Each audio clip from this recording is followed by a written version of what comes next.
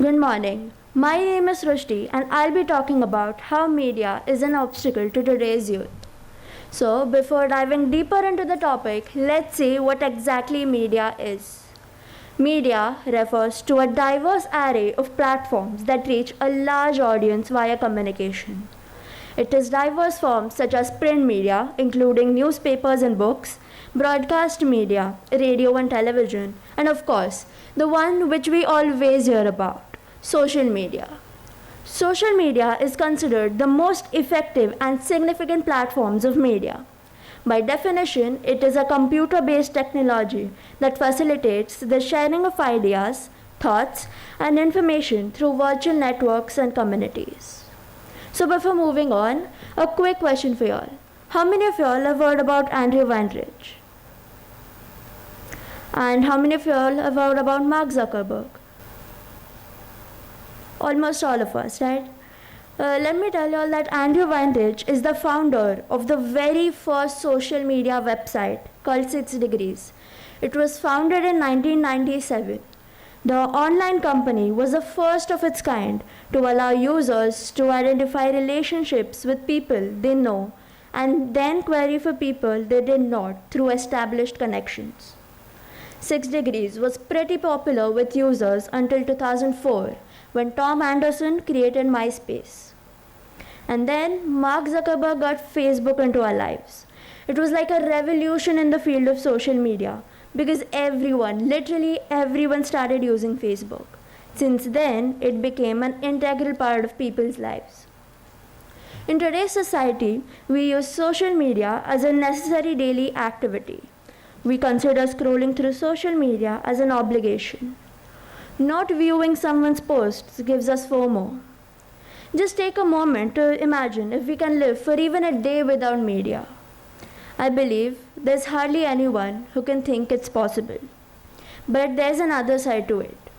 If you don't rely on social media or just media in general, you might be pretty outdated in terms of being aware of current affairs.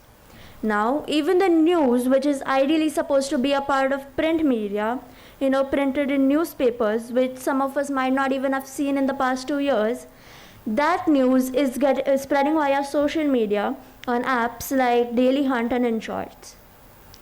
While social media has positive aspects to it like communication, expansion of businesses, exposure to new and helpful things, there are also negative aspects to it, which include distraction from life goals, cyberbullying, self-isolation from the real world, insecure feelings, which lead to long-term problems affecting physical and mental health. According to me, the most prominent drawback of media is distraction among youths.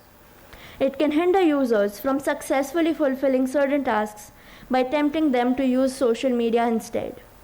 Yes, social media is an amazing source of entertainment, but there should be limits, right? Social media has the power to manipulate and influence people, especially young minds like us. While we get exposed to a lot of new and different things, I'm sure many of us have gone for that one more episode of a favorite series or have chose to scroll Instagram instead of studying. Honestly, even I have. I still remember scrolling through videos for hours just the day before my exams while I was supposed to take a 5-minute break. I thought my body would somehow show signals of tiredness after a particular time. But those hours went by without my knowledge. I wondered why I don't feel like stopping. Then I found out that social media acts like a temporary source of happiness, which increases the dopamine signals in our brain for a while. Dopamine is the exact same chemical that makes someone feel good when they drink or smoke. In other words, it makes it a habit. So, given a generation with full access to a highly addictive chemical called dopamine through social media, as they go through high stress as youths, they do not have a coping mechanism to deal with such stress. So, when significant stress starts to show up in their lives, they may tend to turn to social media instead of people. And for a fact, we tend to lean towards things that offer temporary relief. Our brain identifies this activity as a pleasurable one and wants more of it. Such feelings of happiness are temporary. This leads to the constant use of social media. It is indeed designed in such a way that it can steal our attention for hours. Major social media companies hire people called the attention engineers who try to make their app as addictive as possible. This is called the social media addiction. But what exactly is that?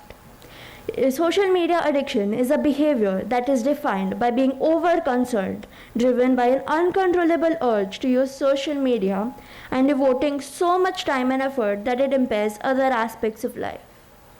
According to a survey, 92% of teens go online daily, 76% of teens use social media, and 24% say that they are online almost every time. So from this data, we can say that many teens are facing such an issue of an obsession. It brings us to the question of whether overcoming such a type of obsession is practically possible or not. According to me, it is. But how? Firstly, identifying a behavioral change based on the 4 C's: compulsion, cravings, consequences, and control can help us reflect on ourselves. Then we can start by incorporating some simple but effective habits like setting limits on our screen time. If you feel that one unanswered text or not watching a YouTube video immediately after it has been uploaded is bothering you, then just turn off the notifications. This is the best thing that helped me get over my obsession of social media. Now, you might say, what is wrong in checking out these posts through notifications? But when you look at them through response to notifications, you are unconsciously establishing a habit, a craving. And when these notifications show up in the future, you are going to have fewer mental defenses for avoiding that. The problem is that these notifications have no respect for your time. So, turning off the notifications will surely help lessen, if not zero out, the number of times you lose attention. I would definitely not suggest cutting off social media completely, because it would also mean not having its benefits, especially in today's times when we know how important it is. So, with the right method and strong determination, we can break through such a diversion. After I had got a hang of reducing my average screen time I devote to social media daily, I was left with a lot of time, more than I thought I actually had. I used it to develop my hobbies such as painting and photography, and I even tried meditating. While it may take approximately 21 days of consistent and conscious effort to create a new habit, it takes far longer to break an existing one. Remember that being active on social media is not an obligation, and it would be best for us to take control of our actions before it converts into an addiction. Work is hard, distractions are plenty, and time is short. Don't let social media eat up your valuable time. So, to sum up, media is supposed to be a beneficial tool. But by taking into consideration today's generation, I feel we're inclined towards the darker side. Unnecessary use of social media is detrimental to one's growth. The internet is a wonderful thing, but has negative outcomes when taken advantage of. With a strong resolution, it is possible to get out of this trap. Initially, it might seem hard, but believe me, it works. Thank you.